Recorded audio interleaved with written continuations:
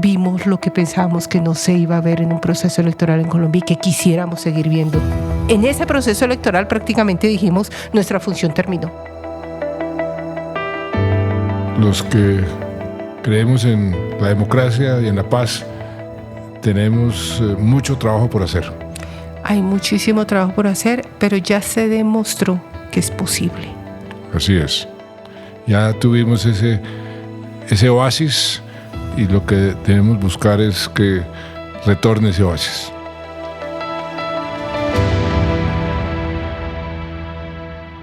Yo soy Juan Manuel Santos y esta es la historia no contada del proceso de paz.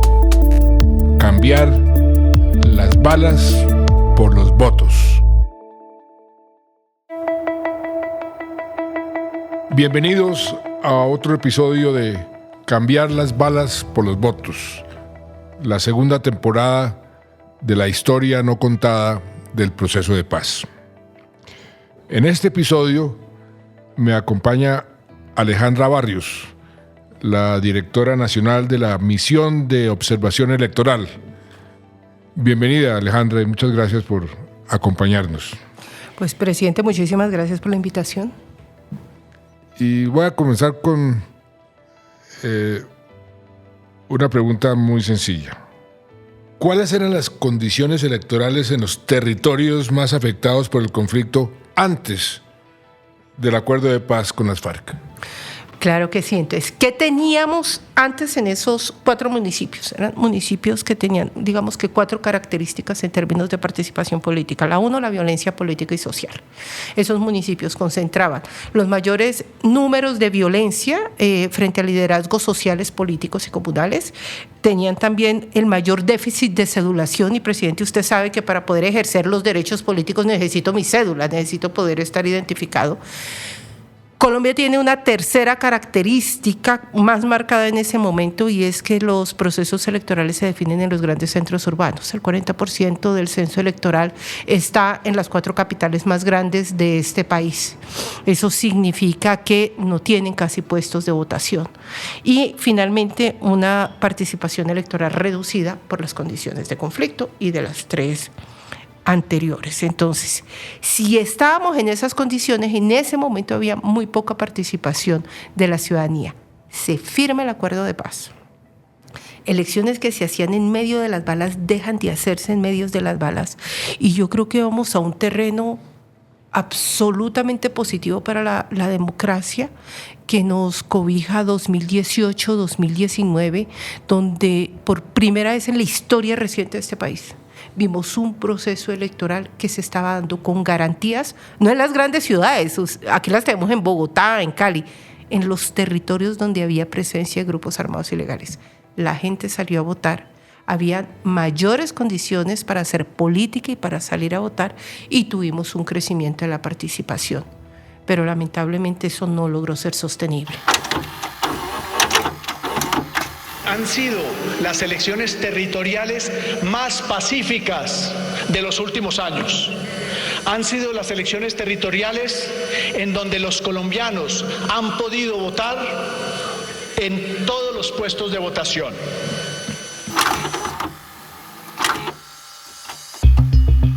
O sea, después de la firma del proceso de paz tuvimos las elecciones más pacíficas de los últimos 40, 50 años. Efectivamente. ¿Qué nos trajo esos 2 procesos electorales? Lo que podía ser la mirada a unos ejercicios de proselitismo electoral sin una presión de grupos armados ilegales que afectaran tanto las candidaturas como la participación de los ciudadanos. Nosotros en la misión de observación electoral le cuento como una experiencia además muy de grupo de observadores electorales.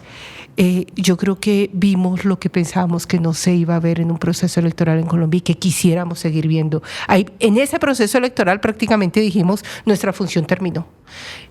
Lo que se podía construir a partir de lo que estábamos viendo en términos de disminución de la violencia, atentados, amenazas, asesinatos frente a liderazgos políticos, fue impresionante, pero además lo que se vio en términos de participación de ciudadanos y ciudadanas que podían movilizarse en pos de una campaña electoral o para acceder a los lugares del voto fue un cambio muy importante. No al 100, teníamos al ELN, teníamos Clan del Golfo, más disminuidos, pero lo que se veía era una promesa que yo creo que a todos nos hizo sonreír mucho. O sea, sí hubo efectivamente un incremento en la participación política de esos territorios, eso es clarísimo, pero infortunadamente, últimamente eso ha retrocedido.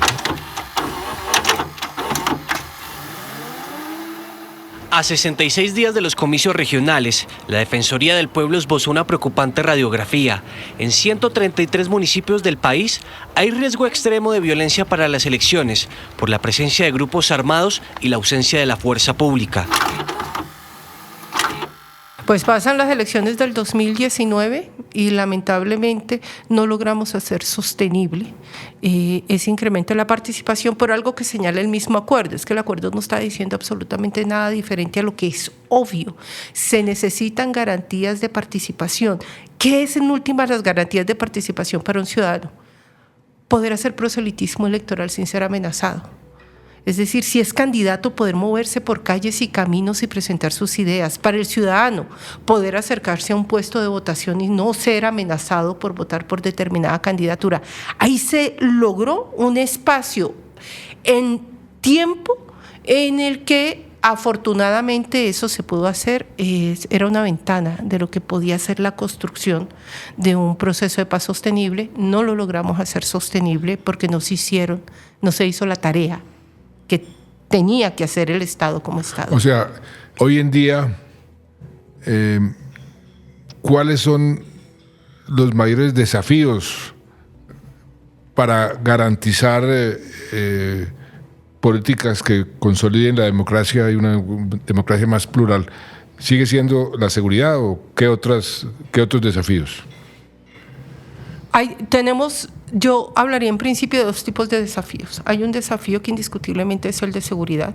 Estamos volviendo a unos niveles de presencia de grupos armados ilegales con vocación de poder político en lo territorial, que es absolutamente claro, pero con un problema que no se tenía en el momento en que se hizo el acuerdo de paz, y es que hoy tenemos una fragmentación de grupos armados. Solamente estaba viendo por encima ahora las cifras. Nosotros tenemos... estamos hablando, no sé, de alrededor de el ELN puede estar de alrededor de los 23 frentes, cuando estamos viendo el Clan del Golfo de 73 entre estructuras, frentes, subfrentes. Entonces lo que tenemos es una dispersión completa, poco estable, además de las negociaciones actuales de paz. La lógica de negociación no ha permitido estabilizar unas mesas de negociación. ¿Eso qué significa? Que esa inestabilidad nos lleva a no tener alineadas la política de paz con la política de seguridad y con las estrategias electorales. Y eso es gravísimo para el próximo proceso electoral. Eso sí se había logrado antes. Entonces, tenemos un tema de violencia que afecta a liderazgos políticos y que se ha venido incrementando. Pero el segundo es el Congreso de la República. Cosa tan difícil, presidente, poder hacer reformas en este país, en el Congreso de la República, que permita tener unas reglas de juego que brinden mayores garantías para la participación, que amplíen la democracia de manera organizada y que la profundicen en el nivel territorial. Entonces, están las propuestas, se hacen los debates, pero no importa si hablamos de congresos viejos o congresos nuevos como este, pareciera que se desea mantener siempre un statu quo para generar barreras, para tener un ejercicio de política diferente, más inclusivo.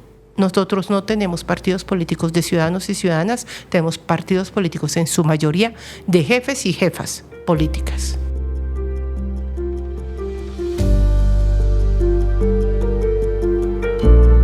También hay una fragmentación de los partidos políticos. ¿Usted qué opina de esa cantidad de partidos políticos que se han creado? Hoy hay, no sé, más de 30. ¿Eso cómo afecta la democracia y el proceso electoral? Pues vea que es muy interesante porque cuando se hablaba en la Constitución de 1991 de la necesidad de tener una mayor diversidad de representación política, entonces se abren el espacio y llegamos a tener 74 organizaciones, 72 o 74 organizaciones políticas en el Senado. Cuando se firma el acuerdo de paz, en el punto número 2 se habla además de una ampliación de la democracia. Entonces uno dice, pues a ver, lo logramos, tenemos 32 organizaciones políticas, esto, ¿qué más democracia que esto hay? No, a nosotros nos preocupa muchísimo y nos preocupa muchísimo porque apertura democrática no es sinónimo de tener una gran cantidad de organizaciones políticas donde uno no puede hacer una identificación de cuáles son las posturas, los programas, qué es lo que me está diciendo el partido, qué es lo que me dicen sus líderes.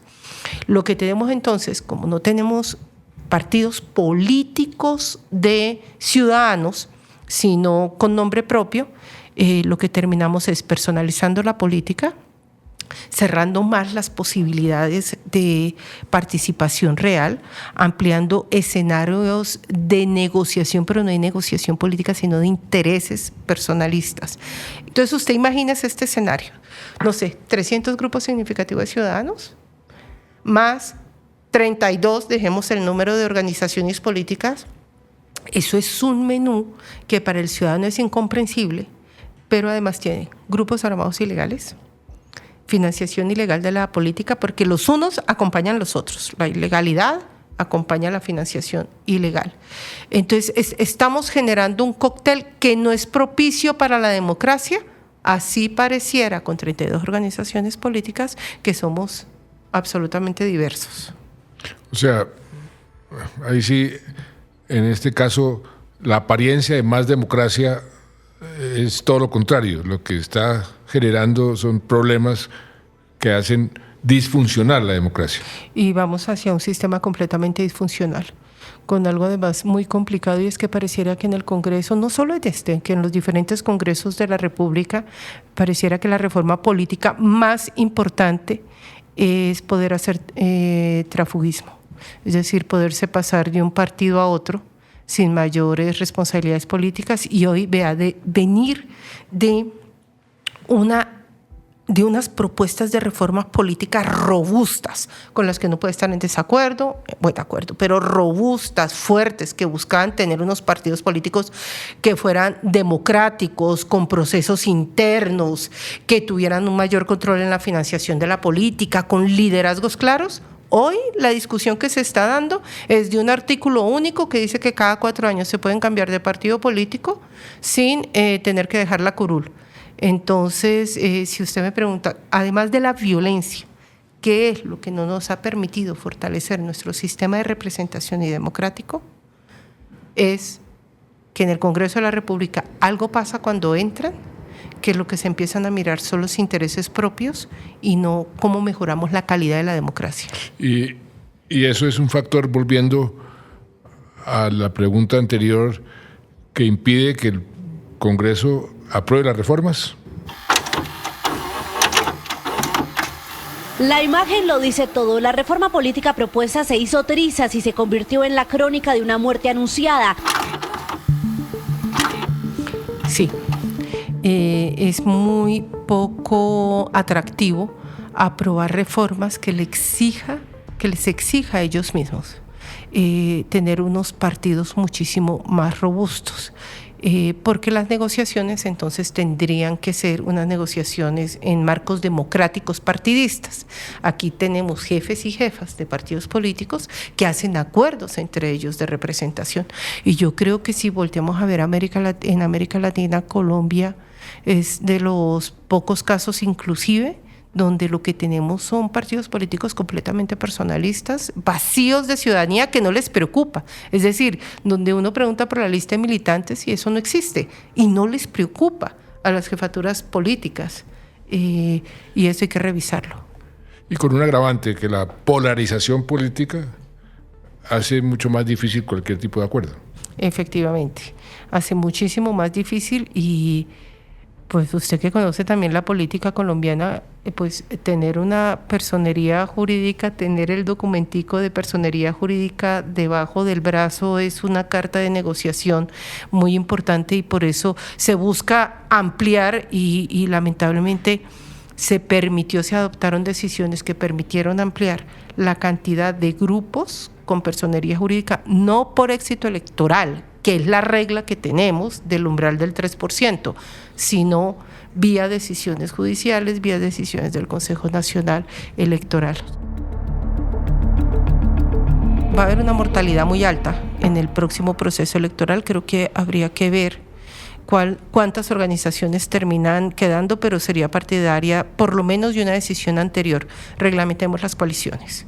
Hoy lo de las coaliciones no tiene ninguna reglamentación. 20 partidos políticos pueden hacer una coalición, inclusive porque tienen muchos de ellos votación cero. Pueden hacer una coalición y mantener la personería jurídica si hay un partido tractor que jalona. Entonces, primero pensaría en reglamentar las coaliciones para que eso generara la primera reacción. Pero creo que tendríamos que devolvernos al Acuerdo de La Habana y mirar la adquisición progresiva de derechos. Y volviendo al Acuerdo de La Habana, ahí había un punto sobre el reparto equitativo de los recursos. ¿Eso se ha cumplido?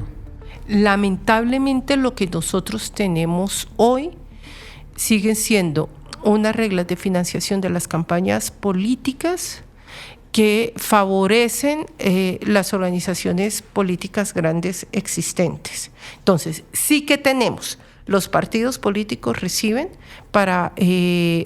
unos recursos del Estado para todos los temas administrativos y que garanticen la existencia del mismo partido.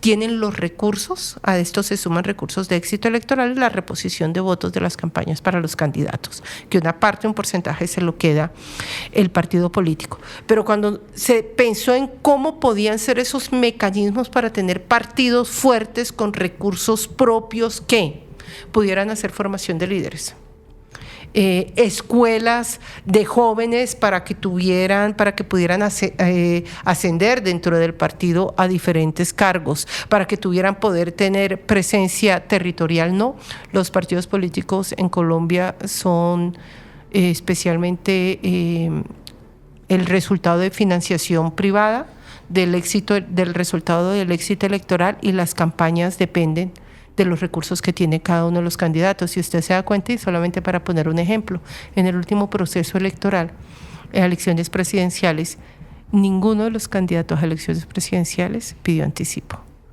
Y eso llama muchísimo la atención. Se financiaron con recursos privados. En el anterior proceso electoral sí habían pedido anticipo. Eso significa que los recursos privados pesan muchísimo y prefieren no pedir anticipos para no tener control del Estado.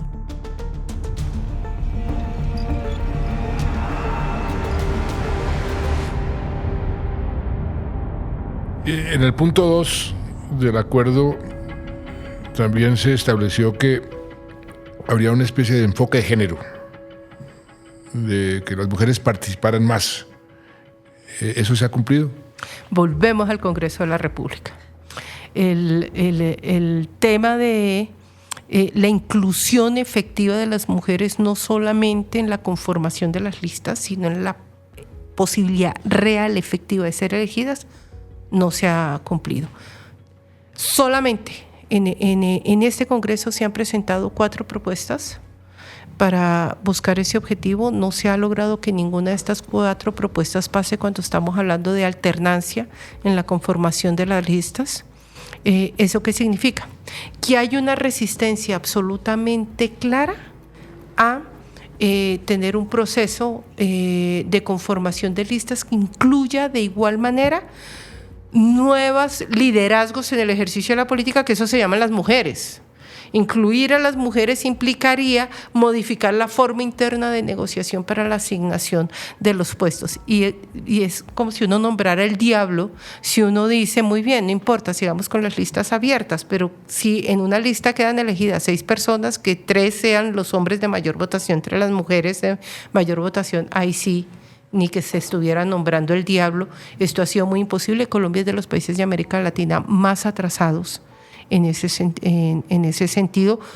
Y mientras sigamos como estamos, si no sea una decisión de la Corte Constitucional en alguna de las reformas que se haga para hacer efectivo la igualdad constitucional, no vamos a avanzar. El Congreso no permite avanzar ni en partidos democráticos ni en igualdad entre hombres y mujeres para ser elegidos, no para conformación de listas, ni en la arquitectura electoral, es decir, modifíquese el Consejo Nacional Electoral, y muchísimo menos en la financiación de las campañas, porque les es funcional a todos. Y todos esos temas los tocaba el Acuerdo de La Habana.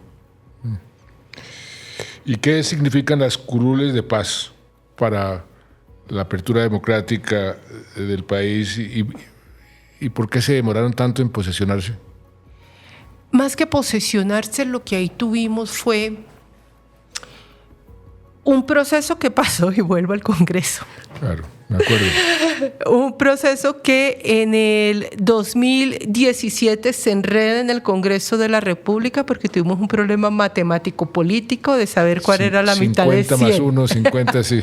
No, y además, digamos que yo sigo que esos problemas matemáticos políticos pues nos llevaron a que después tuviera que haber una solicitud a la Corte Constitucional, una demanda para que definiera cómo había sido la votación. Pero vea cosa tan extraña. Entonces, el Congreso de la República, indiscutiblemente, con una falta de compromiso y una polarización muy fuerte en ese momento, genera que lo de las curules no pueda ser claro y que no puedan ir al siguiente proceso electoral. Se va la demanda a la Corte Constitucional. Eso entró, si no me falla la memoria, en diciembre del 2017, es que sale del Congreso de la República. Pasa la demanda a la Corte Constitucional. Hasta el 2021, agosto del 2021, pasa la sentencia. Entonces ahí también hay una pregunta muy fuerte a la Corte Constitucional, porque cuando pasa la sentencia en agosto ya habíamos empezado calendario electoral para las siguientes elecciones, que eran en marzo. Entonces teníamos muy poco tiempo para reglamentarlas. La reglamentación lamentablemente fue pésima. Tuvimos una muy mala reglamentación, se hizo a partir de decretos, tanto así que el decreto posteriormente lo tumba la misma Corte Constitucional y dice: esto es ley estatutaria, un momento, son derechos políticos. No había una decisión política de que funcionara, porque en el contexto político que estábamos en ese momento, pues el acuerdo no era un objeto de valor democrático. Entonces, no había tampoco la búsqueda del Ejecutivo de que eso funcionara. Y la reglamentación hacía que todo fuera mucho más difícil y fuera inviable. Nos fuimos a las circunscripciones transitorias de paz pidiéndole, creo que casi lo imposible a los candidatos, sin financiación. ¿Se acuerda que habíamos hablado de puestos de votación en esas circunscripciones que eran precisamente donde no había? Pues prácticamente teniendo que poner puestos, algunos puestos, hizo un esfuerzo para poner unos puestos nuevos, pero no en todo el país. Y con las circunscripciones, si bien son los municipios que deben ser, tenemos unas circunscripciones que son muy difíciles, es decir, una circunscripción que es Cauca-Valle, Nariño, Cauca-Valle. Imagínense lo que significa que un líder se tenga que mover precisamente en los municipios más difíciles de este país para hacer campaña electoral. Pues vamos ahora a la segunda de CITREP, que es también, y lamentablemente, presidente, donde tenemos los mayores niveles de violencia en esos municipios. Hoy tenemos más del 30% de concentración de los niveles de violencia política contra liderazgos sociales también y comunales. Pero es una apuesta que valió la pena. ¿Por qué? Por lo menos en el último proceso electoral, 170 puestos de votación nuevos, se tiene que seguir el esfuerzo. Registraduría Nacional ha hecho el esfuerzo de hacer campañas de cedulación, que eso es para todo, digamos, el registro de los ciudadanos no solo pega en lo político, sino derecho a la salud, a la educación, servicios del Estado. Hay que seguir haciendo ese esfuerzo, pero es reconocer que esos municipios se le habían olvidado a este país que existían.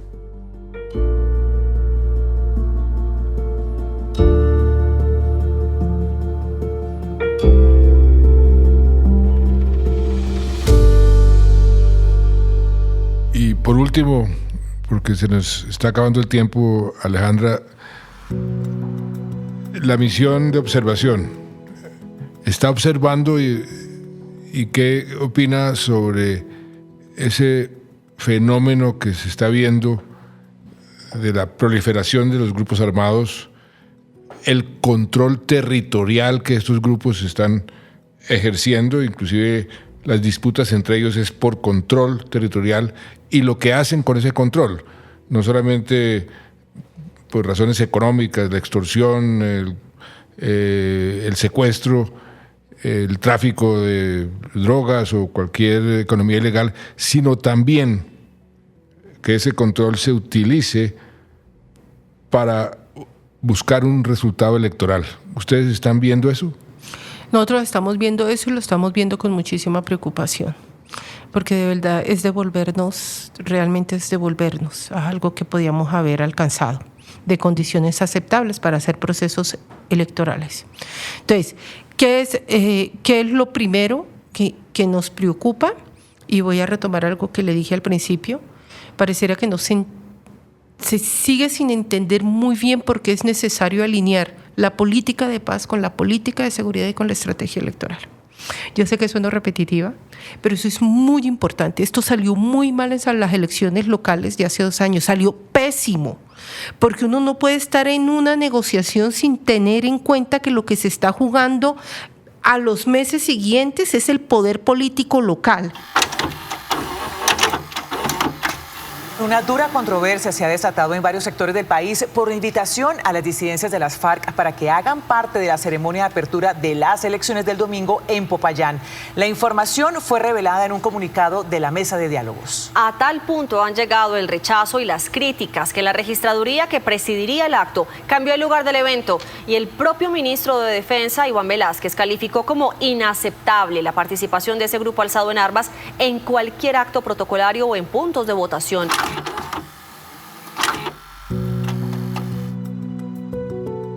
¿Por qué es necesario el poder político local? Que es lo que nosotros estamos viendo además con algo que está pasando que es terrible, que es el censo a los ciudadanos en esos territorios. Es decir, los grupos armados ilegales entran, censan a los ciudadanos, saben quiénes son los que autorizan el ingreso o no de otros ciudadanos, pero imagínense esto en procesos electorales. Pero entonces además pueden determinar por quién votan, porque si yo sé que hay 20 ciudadanos que se llaman de esta manera en esta vereda, y les doy la instrucción de que no voten o voten por determinado candidato, me tienen que aparecer 20 votos en la urna, punto y se acabó.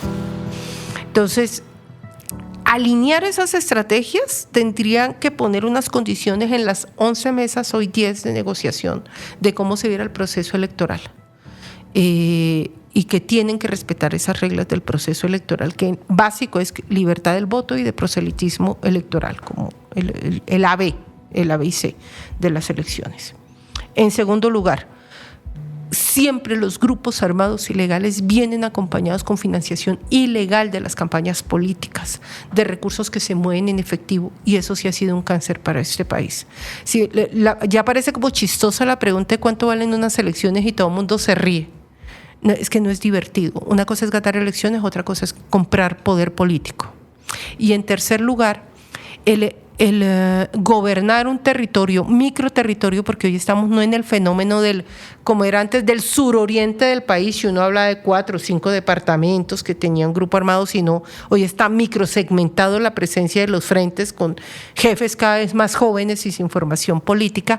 Eso lo que significa es que todos los servicios del Estado no se pueden implementar de manera honesta, tranquila, en diálogo con los ciudadanos, sino que tienen que pasar por un filtro de los grupos armados ilegales, o sencillamente estos impiden, como ha pasado en el Cauca, que el Estado pueda prestar servicios como reparar un puente que el mismo grupo voló, o rehacer una escuela que el mismo grupo también destruyó.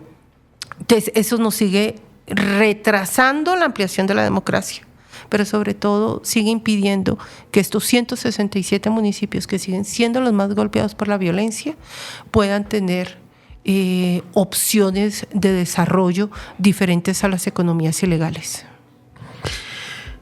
O sea, para concluir, los que creemos en la democracia y en la paz, tenemos mucho trabajo por hacer. Hay muchísimo trabajo por hacer, pero ya se demostró que es posible. Así es. Ya tuvimos ese oasis y lo que debemos buscar es que retorne ese oasis. Efectivamente.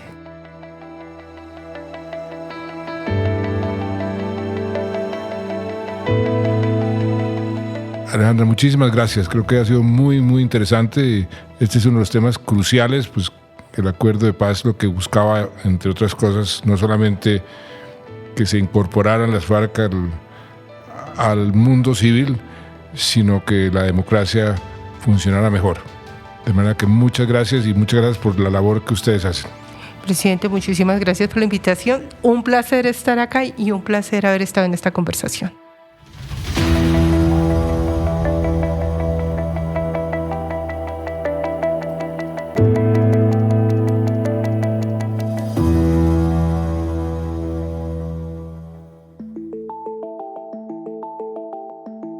La historia no contada del proceso de paz es un contenido educativo de la Biblioteca Abierta del Proceso de Paz Colombiano, la BAP.